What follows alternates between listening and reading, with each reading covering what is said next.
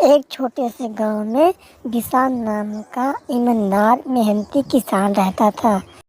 उसके पास थोड़ी सी जमीन थी जिसमें वो साल भर मेहनत करता और अपने परिवार का भरण पोषण करता। विशाल के पास ज़्यादा साधन नहीं थे, परंतु उसके पास मेहनत और धैर्य की पूंजी थी। वह हर सुबह सूरज निकलने से पहले खेतों में पहुंच जाता और देर रात तक काम करता। विशाल का एक ही सपना था कि उसकी फसल अच्छी हो और उसके परिवार की सारी आवश्यकता पूरी हो।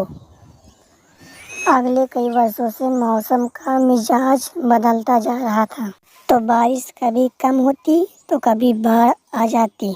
इस कारण उसकी सारी फसलें बर्बाद हो जाती।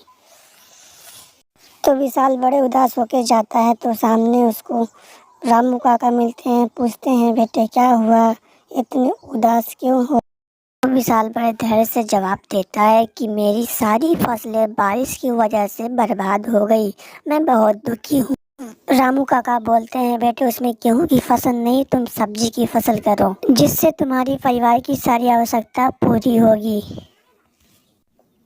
तो विशाल सूरज निकलने से पहले खेतों में पहुंच जाता और दिन रात तक काम करता और भगवान से मनी मनी प्रार्थना करता कि मेरी फसल अच्छी हो।